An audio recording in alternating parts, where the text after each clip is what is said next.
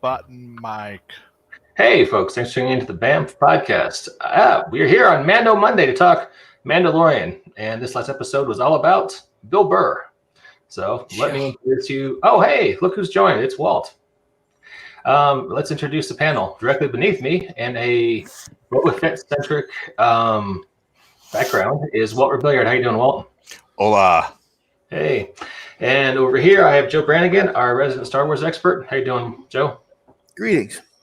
Past him, that charming man with the 5 o'clock shadow is Paul Malco of Union City Heroes fame. How you doing, Paul? Oh, everything's great in Union City. Thanks. Okay. And last but not least, catty corner for me is Jacob Blackman, the man, the legend. How you doing, sir? I'm a legend. And that's what the boys at the YMCA told me. I was going to say something more interesting, with that Mando, not Mando artwork. Oh, do we want to share that? I'm so happy you all like that. That was I loved that. I spent terrific, man. I spent the last week working on that and trying to make it look just right. Okay. Do you have that handy? We can share it. If not, I can dig it up. I don't know how to share stuff on my screen. Down at the bottom, just hit share screen, and then Mike will see it and pop it in the window. I've already got it. It's cool. Yeah. I think it was on Facebook, right? That's where I saw it. Or yeah. Yeah, I'm doing this silly little Kickstarter game called Pew Pew, Bounty Hunters in Space, and I think the title tells you what it's all about. And this is the Kickstarter exclusive cover that our man Jacob made up over the last week. And just drink that in. Oh, very nice. Jacob, top notch. Thank you. I love it. I love the riff. I love the legally safe knockoff. That's awesome. the bounty hunter and his space goblin. Yeah. Yeah, we're gonna get that to layout for a trade dress this week, and I'll have the link for the Kickstarter end of the show. I don't want to do sleazy self promotion right now. So this is hey, John Gibbons. How you doing, John? It is a cool cover. John. So what do we think about that? I love this episode, but I'm a fan of done in one raid kind of heist sort of situations, and goddamn, does everyone on this show get a redemption arc? Because it kind of seems like yeah. The Twi'lek twins, who were actually responsible for a lot of the bad stuff in the Prison Break episode, did not get redemption because they were crazy. Because they suck. Because they kind of suck. Yeah. Well, I mean, Star Wars is all about redemption too. It's a major theme in the storytelling of Star Wars that no matter who you are, even if you're Darth Vader and you murder literally billions of people, you can be redeemed.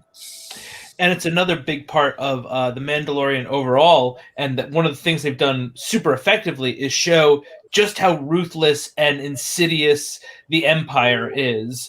And so, by comparison, even people like bounty hunters and even these ex-Imperials, can really come around to the light side of the Force, right? Because I could take or leave both Bill Burr and the character Mayfeld right up until the moment where he sat down at that table. Because as soon as he sat down at that table and the guy started talking, he said Operation Cinder. I said, "Oh fuck, he's gonna shoot that man." And then the moment he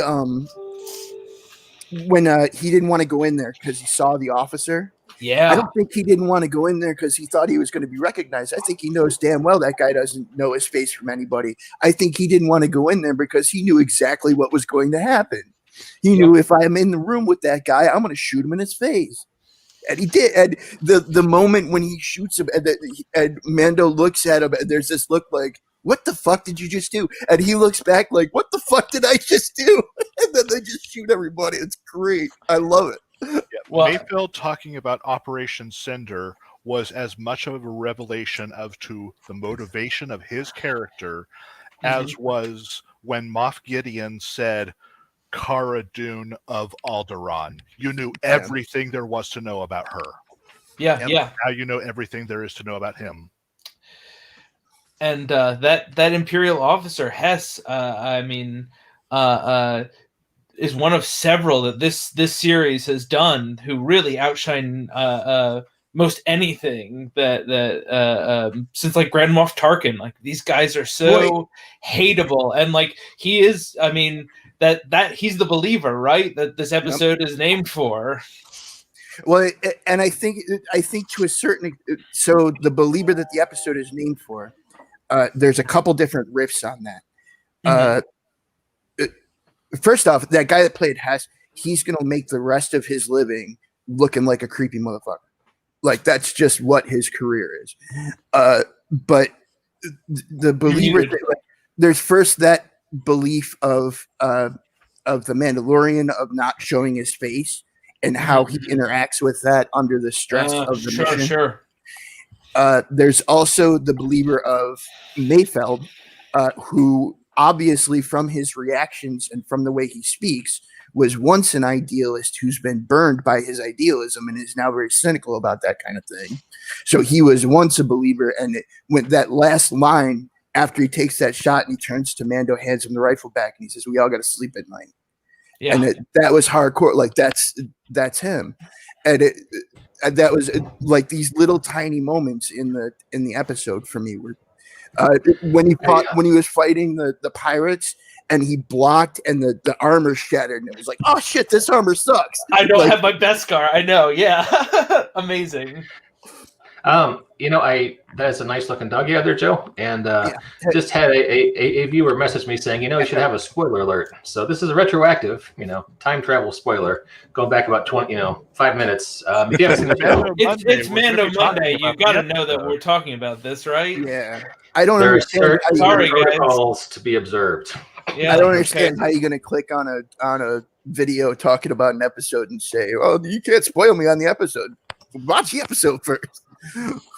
Well, it's housekeeping. It's out of the way now. And okay. Let me just say, I was a lot happier with their portrayal of the Empire when they all had British accents. Having this guy, especially with the Southwestern or Western American accent, kind of strikes a little too close to home for me. But I don't know, what can you do? Walt, what did you think about all this? Out the second they said Operation Cinder, because that's like straight out of Star Wars Battlefront 2, which was amazing. Yeah, right. Shot at Empire Comics before that. Yep. So I was like, oh my god, this is fantastic. But I think it's interesting to note that that the Mandalorian showed in this episode the cost of war and what it takes on both sides, not just the soldiers who have to fight it, like Mayfeld showed. He this has tortured him ever since it's happened. I mean, as it rightly should. I mean, if war does not torture you on some level, if you've experienced it, then you're not human. The other side of that was the indigenous peoples. They were as broken as the soldiers who were fighting. So I think it was really cool that it showed the cost of war. But we should be careful to not make a false equivalence between the New Republic and the Empire. There is a difference in kind between the occupying force of the Empire and the martial presence of the New Republic.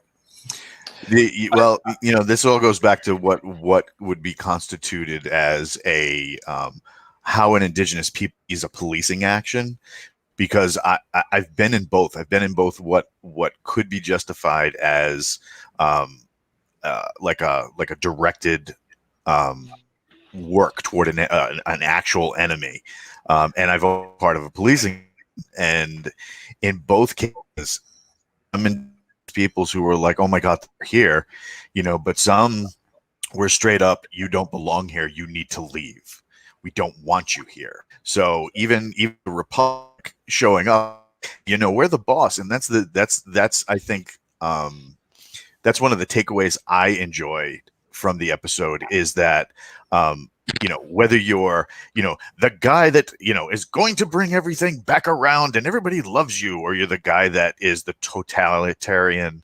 like face of evil, the people who are engaged from the middle up, they're the ones who are going to see the cost, whereas from the middle down, it's just another dude on the throne. They don't care who it is, and that is really what I enjoyed as far as that particular aspect of it went. Whether the New Republic, go ahead. And with that, it's this had two very overt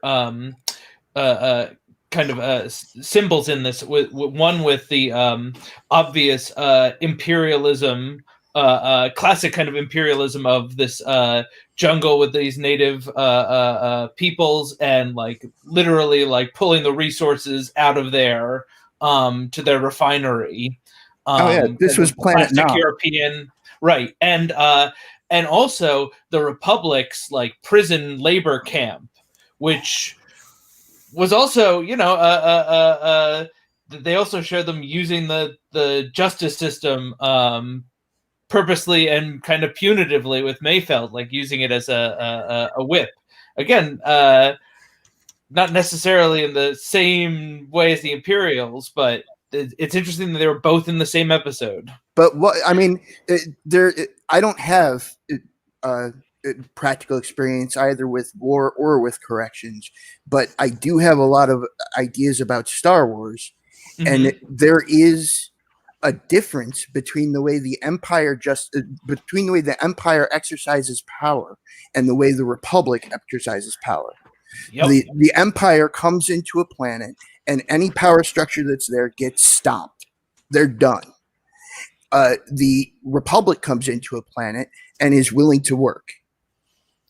And in this case, it's the Republic is literally turning swords to plowshares, right? They're deconstructing these weapons of war using people who inflicted war on others, right? That it is a system of justice and conversion to something good, whereas with the Imperials, it's this lush green planet, and they are destroying it and harvesting it against the will of the people. So, I mean, they didn't imprison on a lot of levels. It's not like they imprisoned Mayfeld for speaking his mind or arbitrarily. They broke into a prison, freed a guy, and killed a guy. Yep. Mike, you're muted, but there you go. Everyone has these deep thoughts about imperialism and punitive hand of control. I'm just wondering if violent road trips is really the theme of this. Right? Star Wars Vacation? Because it's we had 2 episodes now where there's a good long segment where it's like, holy shit, we're driving. People are driving in a after car us. is a literary convention going back at least to Kerouac. And probably a little further than that. But Kerouac is where my education picked it up. And a really top-notch chase scene. I mean, like that jungle chase adventure was, one of the best. That last, I gotta think. This is probably it goes back to Stagecoach Stories. Sure. I love his martial arts because it's effective without being immediately identifiable as something Earth-based. Like I don't immediately look at it and go, "Oh, that's kickboxing that he's doing, or that's kung fu, or that's and the chase scene, like you're saying, when all those pirates light up their thermal detonators, and there's just that sound, and then he's like, "All right, Also, are they pirates or are they rebels? I mean, they're certainly billed as pirates. That is certainly the trope that they fill in this, because we're POV. They're billed as pirates, but they weren't trying. They were trying to blow it up. They were destroying the Imperial operations. What is that? They were willing to guerrilla campaign. Yeah, like they were willing to use suicide tactics, so they were true believers. They could have all been guys from Rogue One. Yeah, totally. Yeah. Oh wait, so there's another believer for the title. Totally, and they felt like that. Like that Rogue One, when you saw like the Rebel Alliance kind of for the first time with these really unique factions meeting and arguing amongst themselves, because each of them controls a certain amount of forces and has their own tactics and beliefs. Those guys, to me, while they were billed as pirates, they felt like those are rebels. Whether they're part of the Alliance or not, I don't know, but those guys are rebels. They're not pirates. True belief in crappy equipment. That sounds about right for rebels. Yeah. They got like one thermal detonator each, and the rest of them have like knives. Like they didn't have a blaster among them. And plucky, dangerous tactics, right? Like you got to Yep. fly up to this thing, jump onto it, and then blow it up. You know, Yep, that sounds that's like a a Death rebel Star plan. strategy like no other. Yeah. I was thinking some deadfalls and landmines might have made their job a whole lot easier. Walt shaking his head. Yeah. Well, yeah, You know. prepared terrain. You know, speaking as one who have been through those briefings and seen like the intel briefings on IEDs, the stuff, the ingenious stuff that a local population will come up with just to mess with occupying forces. I mean, whenever somebody looked at, in a serious tone, looked at us and said, okay, so now the next iteration we need to watch out for are donkey-born IEDs. And we're like, what? They're placing them in livestock? And they're like, and let me tell you, the stuff, the nightmare fuel from that briefing on what they were doing to animals in order to kill soldiers was incredible. And they could have done the same thing here, especially with, pin up the road with livestock, just slow it down, and then you could have made that whole detonator stuff a lot easier. We talk about the new Mando armor. I mean, like his new paint job. The Boba Fett new paint job. Amazing. Yes. So cool. I love that the dent is still there. He couldn't quite get it. Are we clear about why Boba Fett allowed Vance to keep his armor? No. It seems they haven't made this explicit yet, but it was a trap. Vance was bait. The Boba Fett was watching him, waiting for a Mandalorian to show up, saying, "Hey, why is this Yoko wearing Beskar? And I'm going to come collect it." Yeah. I think you talked about that last Mando Monday. It's an interesting take. I don't know, but couldn't he have just worn the armor around and been his own, attractor for other Mandalorians? Although I guess that means they're tracking him, which isn't. And he's high profile. If he's up and around, then he's Boba Fett with capital letters, and he's high rep. Now he's dead. He's a ghost, and people aren't looking out for him. There's more to that, I think. Yeah. Especially if you look at the whole arc of Jango Fett and Boba as he grows up and the person he becomes. Jango Fett, when he introduces himself, he, like Boba said, I'm like my father. I'm just a guy trying to make his way in a tough galaxy. So that is the value to which he grew up in his life. And then you watch through Clone Wars as he goes down this really dark path of vengeance and hatred as he's trying to kill Mace Windu. And he aligns himself with really dark people. And he continues that way until his death at the hands of Han Solo. And you got to think Boba's thinking, okay, how did I get here? I'm in the middle of the Sarlacc pit. And you got to think about, you know what? I don't like who I've become. This isn't my life. 100%. And I think maybe, that the next maybe step he took some time off to just self-reflect, realize who he's become, and now that he realizes who he is again, he's willing to put the armor back on and try to make better of his life. Also, do we know specifically how long it's been since Jedi? It's been 5 years, according to the timeline. Right. Okay. All right. There we go. So yeah. But the next step. So I completely agree with everything you're saying, Jake. And I think that in building that new identity, when he's looking for the new thing that he is going to be, because the desert, Tatooine reforms you in Star Wars. You come out of the desert as wiser than you went in, right? So when he's looking for the new identity, he's looking to connect with that Mandalorian culture that he knows almost nothing about. So this is why the trap with the armor and Cobb Vanth. Cool. There are two really great callbacks in this episode that I wanted to bring up too. One was when they finally get through to the Imperial base and the big celebration they have there. It's brief, but it felt like all all the rebel celebrations we've seen over the years, you know, when the boys come home after the Death Star or Hoth, or you know, we've seen everybody standing around cheering, right? But to be in the have them all be Imperials this time was a real interesting feeling. And that was another great moment. The whipsaw from first the stormtroopers to the rescue, which is weird. And then they go straight from stormtroopers to the rescue to evil Imperial officer.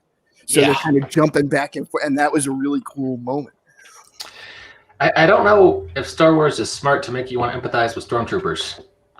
No, they should. They're kind of like, hey, we got them. When you blow up a whole moon-sized space station full of the in the name of drama, it is better than having them all be clones, I think. Oh, of course. Absolutely. Having them all be clones gives us a limited set of stories. Having them be conscripts gives us everything. All right. I need a sanity check on something. I'm probably wrong, but maybe it's just headcanon. Did anyone catch up a flirt vibe between Cara Dune and Mayfeld? No, she's almost certainly gay. The only indications of her sexuality, I can show you a moment during that fight scene. Remember when she's pit fighting the guy and they're tethered? Yeah. She gets a tip from a woman at one point, and she kind of goes, "How you doing?"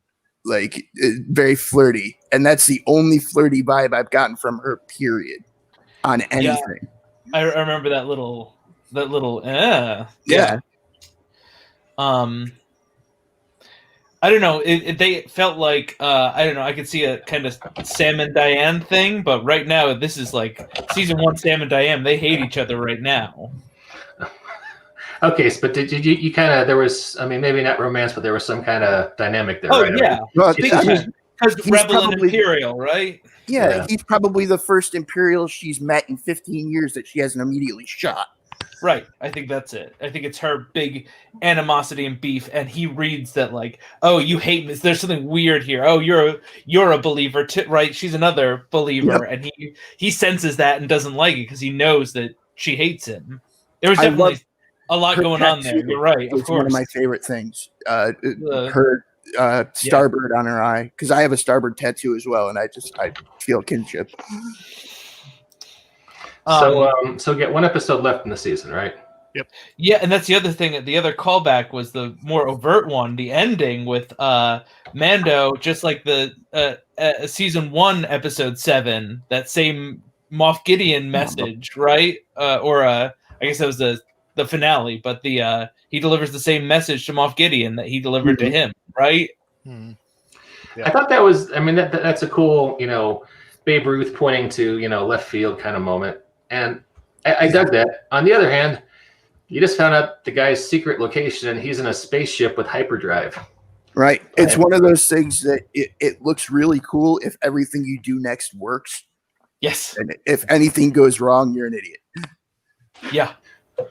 And then there's the point we're glossing over, which is, of course, Jyn Darren's continuing character development in his helmet. His literal coming out of his shell.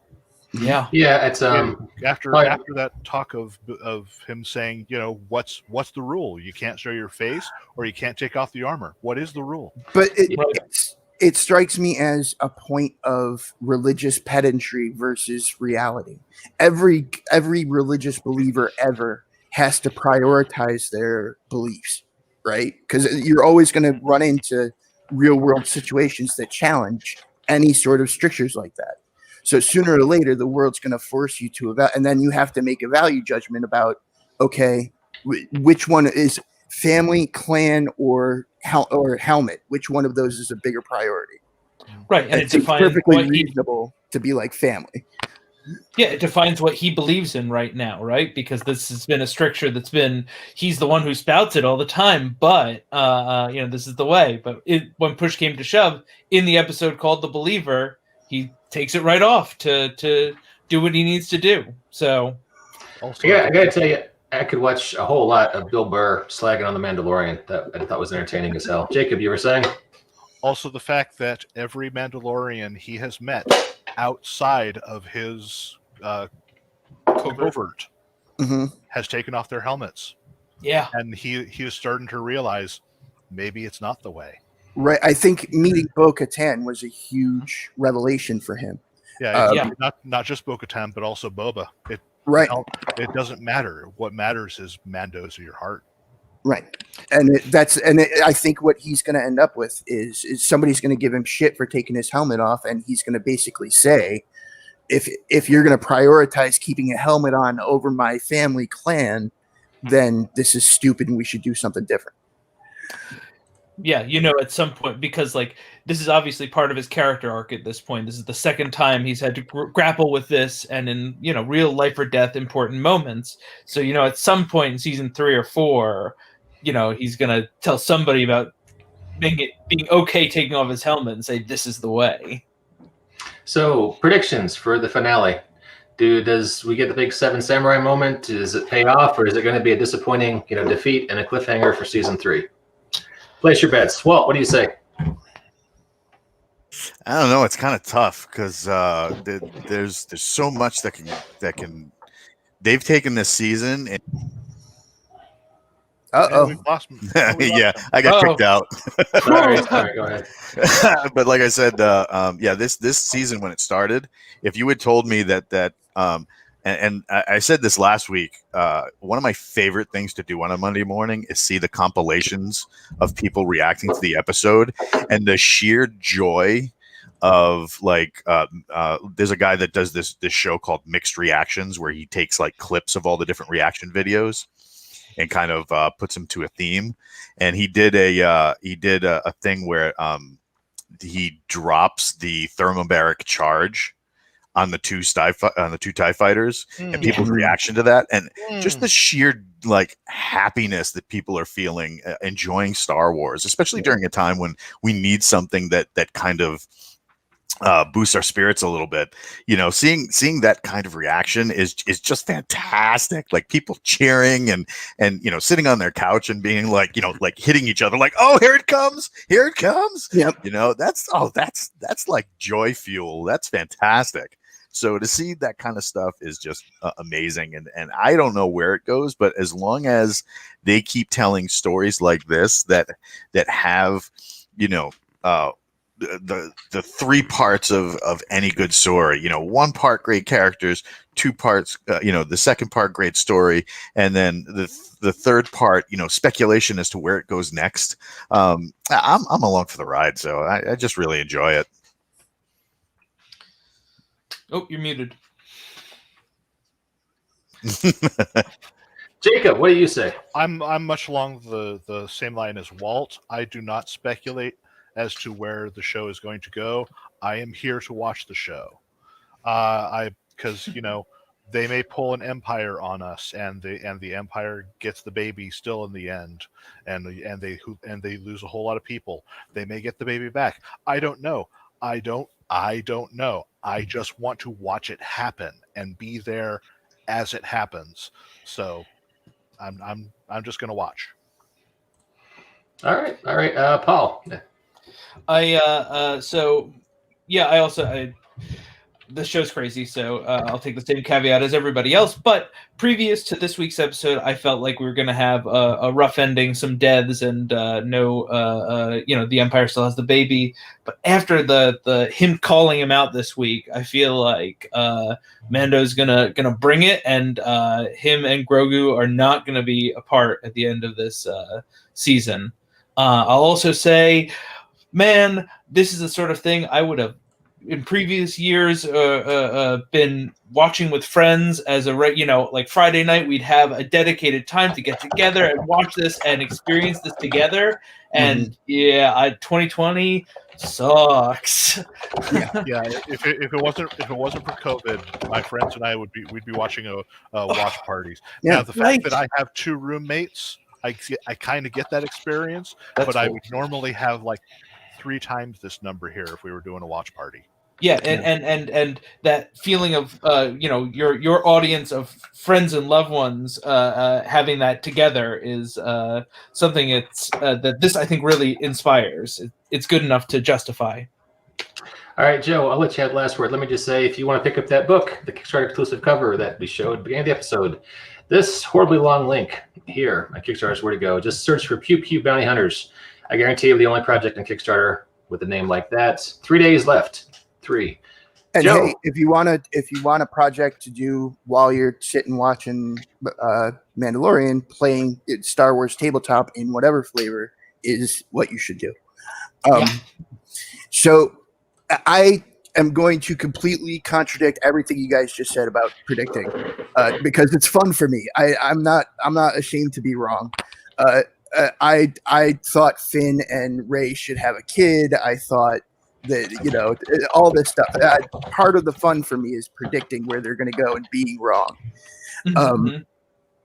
So I think that they are going to do a big Seven Samurai moment. I think they're going to have a big rescue mission, and they're going to get leveled. They're going to get shredded. And a bunch of our secondary characters are going to die. And the child is going to end this season in custody of the Empire. And it will probably end on a downer like Empire. I have one more ace up my sleeve as far as Mandalorian theories go, which is that every director of a Mandalorian episode has thus far done a cameo, right? Except the one that's a veteran actor, Bryce Dallas Howard. Bryce Dallas Howard is a very beautiful woman with long red hair. Oh boy, I know where you're going now. I can see where you're going. God, Oh no, dude! Do it. Oh Go for man. it. So it's possible. It is just barely possible that they could bring Bryce Dallas Howard in as Mara Jade, the Emperor's Hand. And if they do that, you will hear the fanboys screaming in ecstasy the world over. They've been waiting for it. She's the next person after Thrawn that we've been waiting to see. All right. And on that note, I got to go. I got a meeting. So we'll in 7 days, we'll see who was right. And talk to you guys then. Thanks for checking out Mandalorian Monday on the BAMF podcast. Have a good one.